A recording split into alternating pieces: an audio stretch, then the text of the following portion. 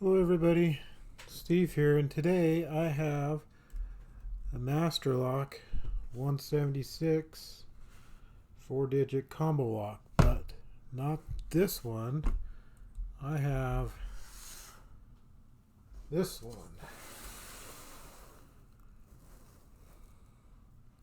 So as you can tell,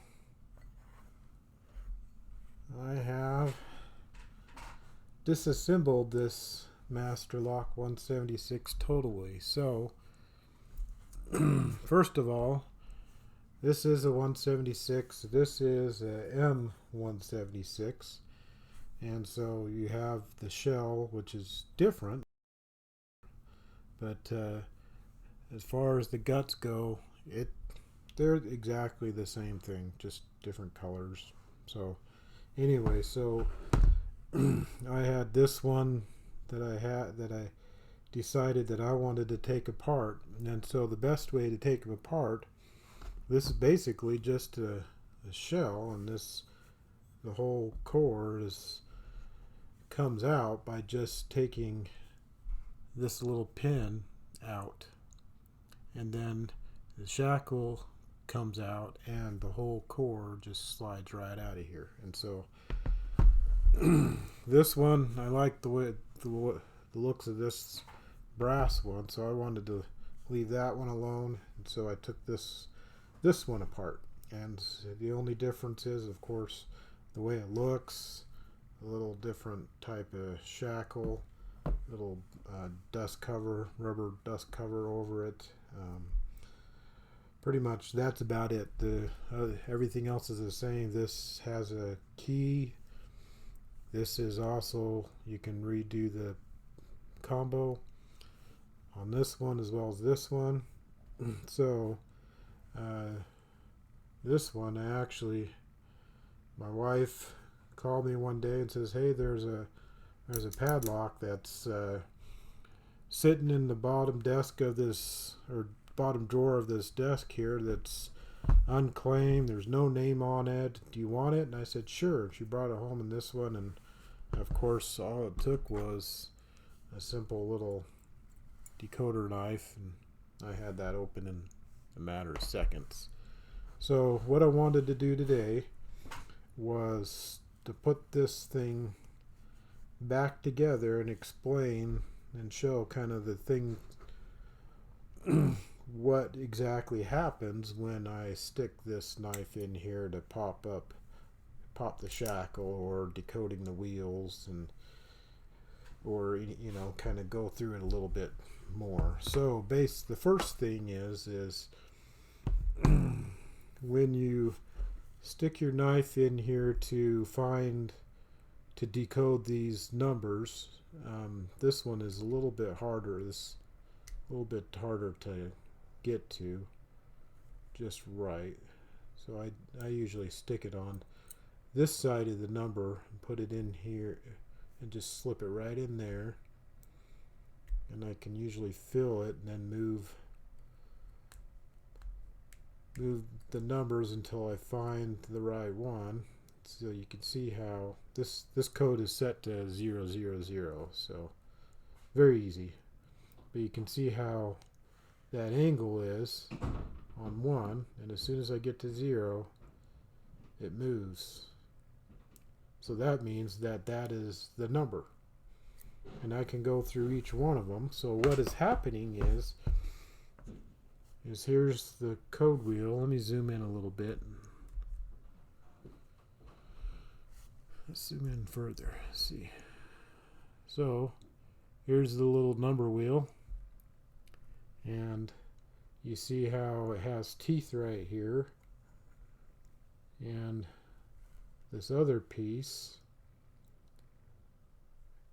has little parts that are little pieces of this thing has. Let's see, get it into little pieces there, so that goes right into the teeth to turn the dial, and or so that the dial will turn that. And when you push the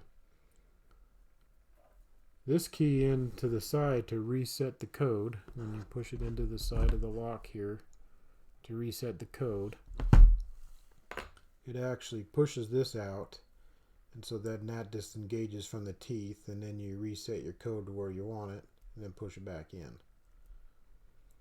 And so what I'm doing when I'm filling in here, I'm filling for this flat spot. See how that part of this piece is flat? So that's what I'm filling, is for that flat spot right there.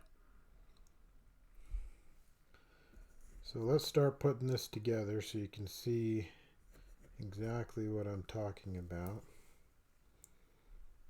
These wheels just slide in here like this. I'm not sure how long this is going to take me to put back together. Hopefully it doesn't take too long.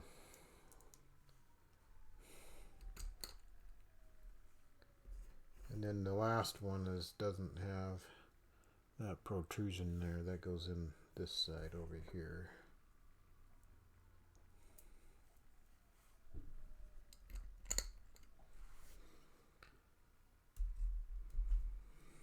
And then this pin goes right in there.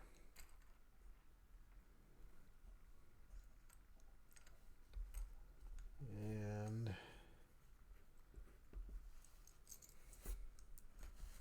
so this is going to be the hard part here, is getting this little clip right there, that little tiny thing, to get that back in place. So that thing right on the side of this, get a better pointing thing. So right on the side of this wheel, there's a little tiny groove there. If I can see it.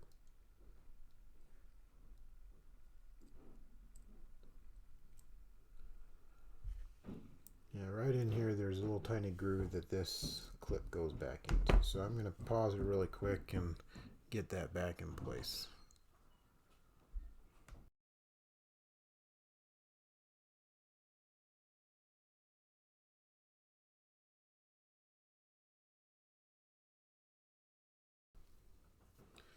Okay, I'm back. I figured it would take me a little while, so because it's a little tiny C-clip that goes right in between that wheel, and so it's really hard to get to. So anyway, so the next step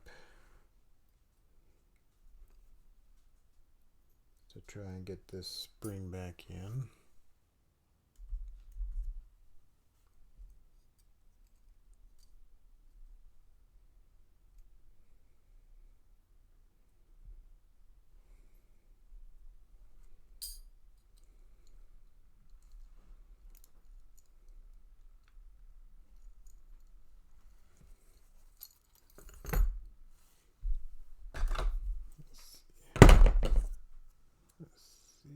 Get these bent back. I think I bent it a little bit when I was taking it apart. There we go.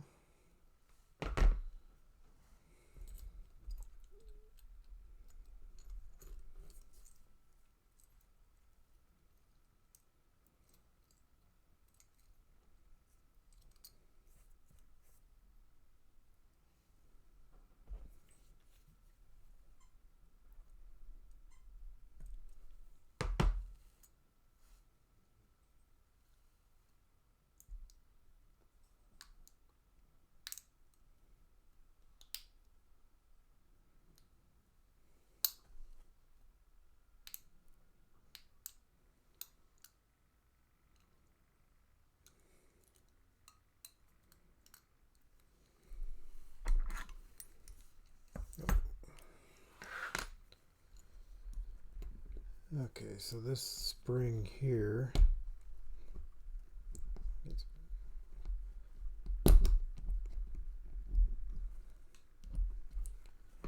basically pushes against the wheels while you're turning them.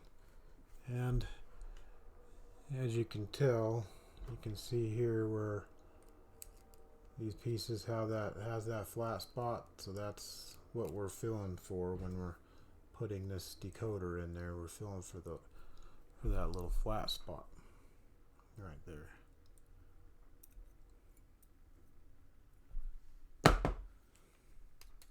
So that's back in place, and this is the little locking, I guess you could say, bar or whatever. I don't know what you call that, but anyway, so that goes in between all the wheels, and so you can see how, let's get this little spacer thing back in here. Get that back into the side.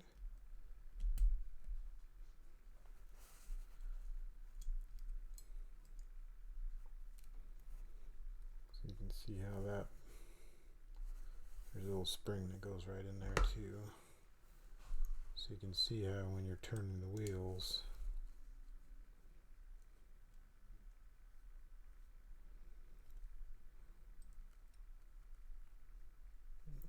let's see.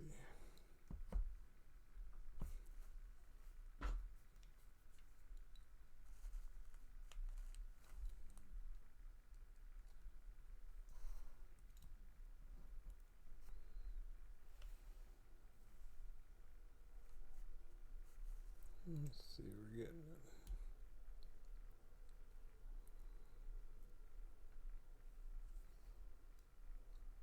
Okay, so you can see how that, when you turn the wheels, that little flat spot turns around.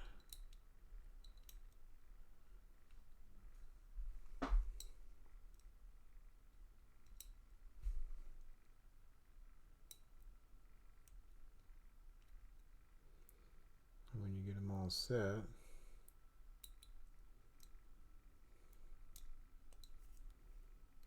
come on, go back into place.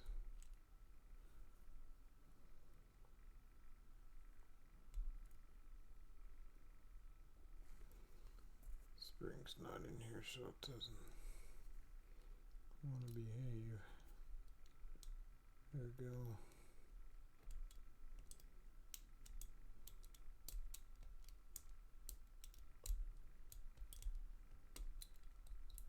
You'll get there.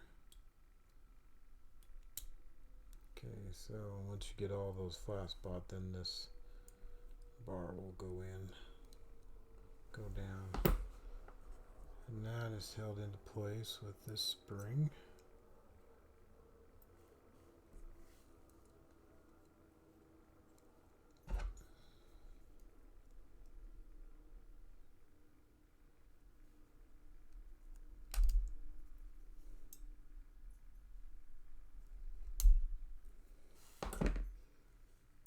Okay.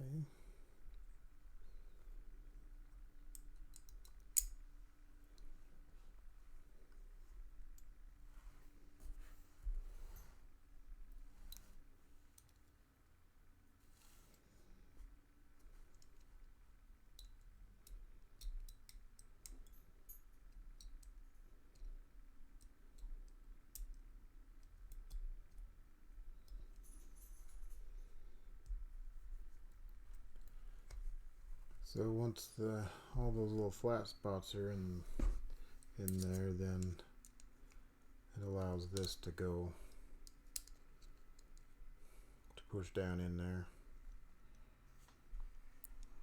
So you see how all those little flat spots go in there, and then this can go in. And so when we slip this in between the disc, or in between the wheels, it doesn't matter where you go through, as long as you can squeeze in. I've noticed it's easier to go in between on this side of the wheels, either on 2 or 3, and then you just work it in there, and that's what you're doing with your, get my hand out of the way.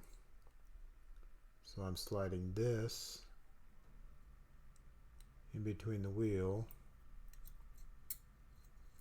and that little comb thing, and then I push that up to unlock it. So that's what's happening when I'm doing that. So I'm sliding in between that. This lock is a little tighter.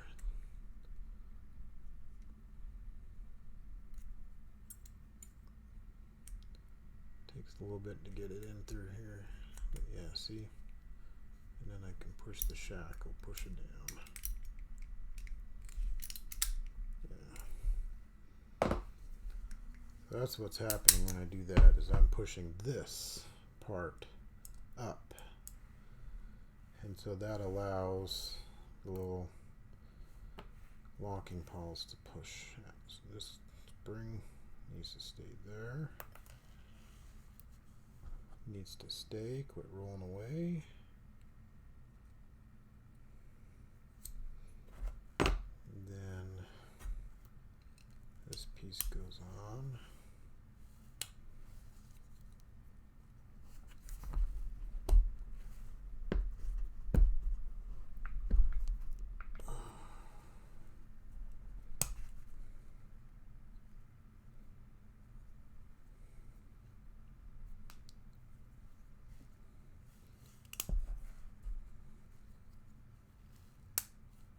There we go, snaps into place. Now we should be able to have it working right. So you can see the little code wheels moving down in there. See this coming up. So the next thing is you got the lock here, so that the little core, little tiny lock, it's only a 4-pin lock.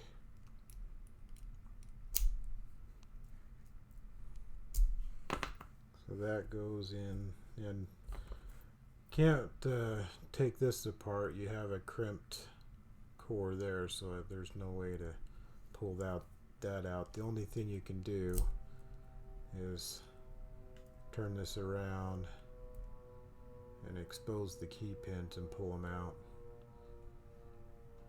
So you can dump the key pins out and rekey it, but that's the only thing you can do. You can't pull everything apart. Can't disassemble that lock. So this just slides in there.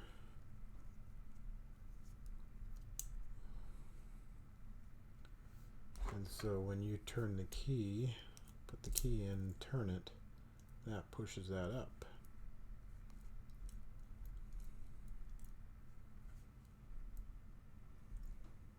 Which is essentially the same thing we're doing when we push this in there. We're pushing that up anyway, so does the same thing. Oh, guess I need to screw that in. There's a little set screw. Put it right in there. There's a little tiny hole right there in the shackle. A little screw there.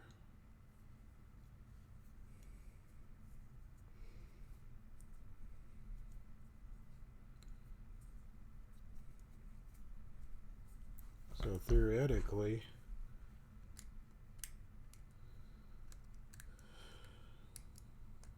when you open the lock up, you can see it right in there.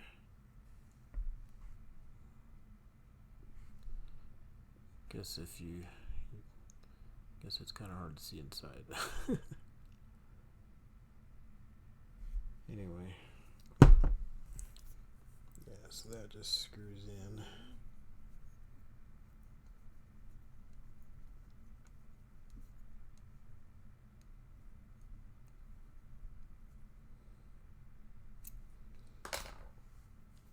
Okay, so got the core back in. That works, so you can see how that turns, pushes that up. So what's going on this end is we have this spring that has a pin in the middle of it.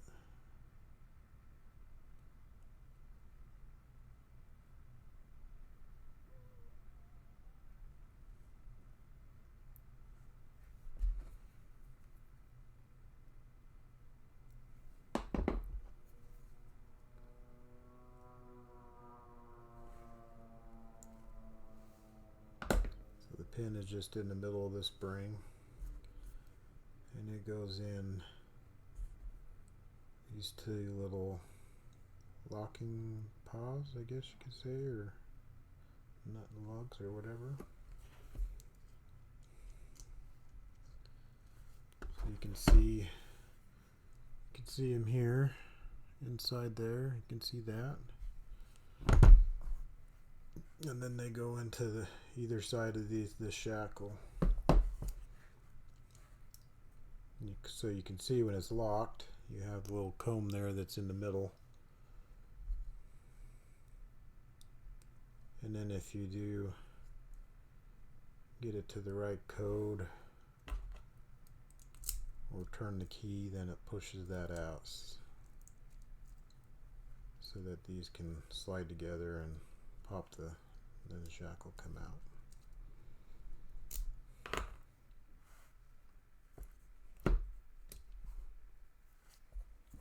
So this little dust cover thing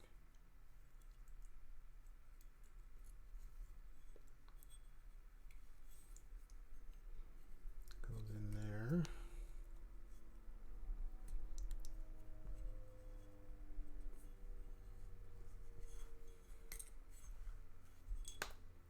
Come on.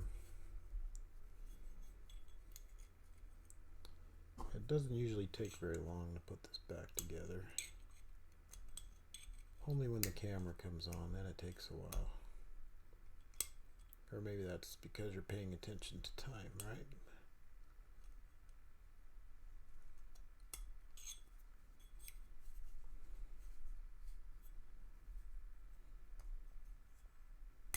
There we go.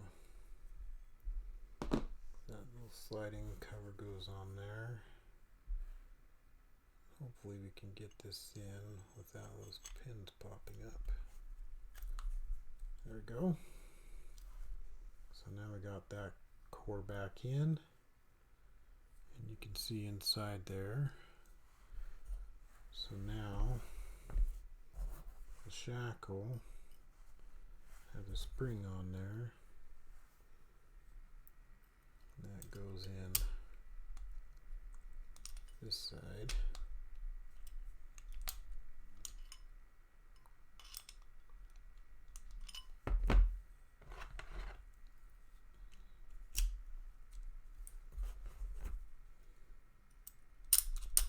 There you go. It helps to have it unlocked.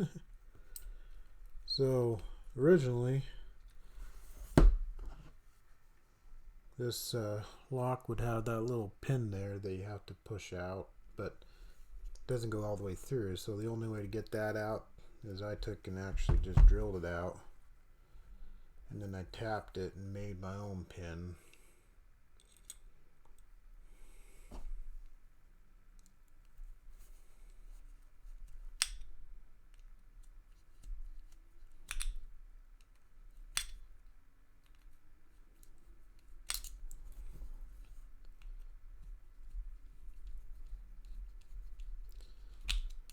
Stay on there. Okay. Oh. Didn't have that in there all the way when I put that screw in. Okay, let's try this again.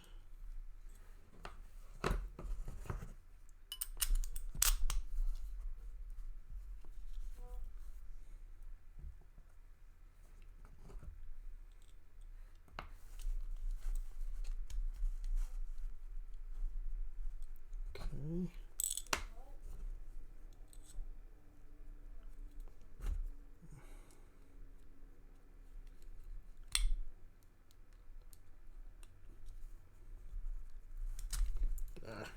Come on.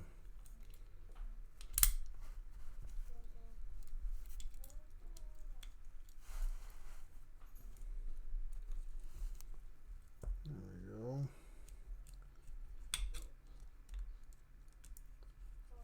Let's try this to see if it works now. Okay,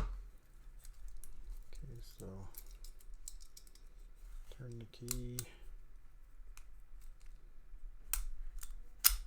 There we go. It's working, just a little fiddly. There we go. As far as the code, I have no idea what the code is. So this still works. We can slide this in there. That still works. This lock is a lot easier to get on the side here. I guess the last thing is to put this little cover back on.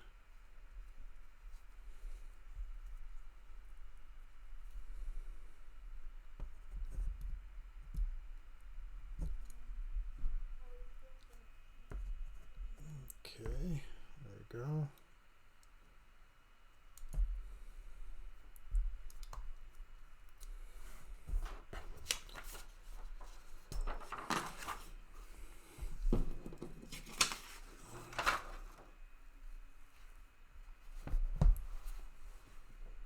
And then decoding.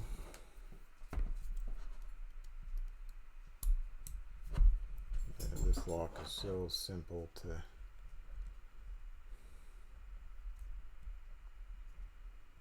do, it's not even funny. It's a lot deep. The other one's a lot tighter. Okay.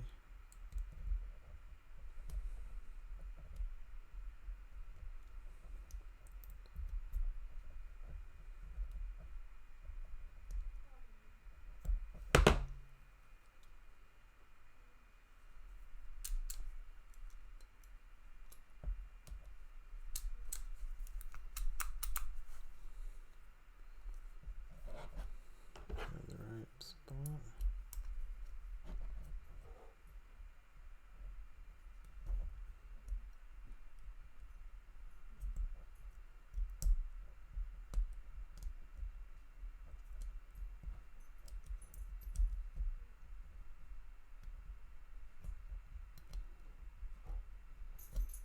There we go, that feels better. There we go. So it ended up being 6110. And then to change the code, slide that on the side, turn it, set it to the code you want.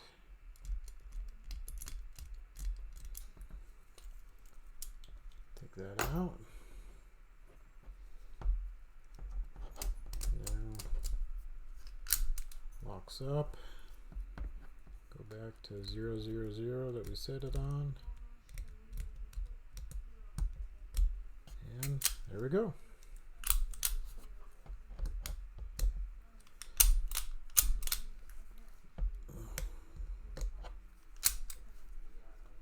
So that is master lock 176. I got an M 176 and a 176. You have the keys here.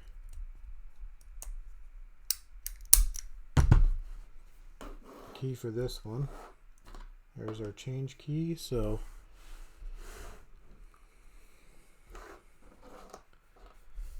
there we have it. So thank you for watching and sticking with it till the end. And if you have any comments, please leave them below, and make sure you give a like and subscribe to this channel. And thank you very much for watching, and have a good day.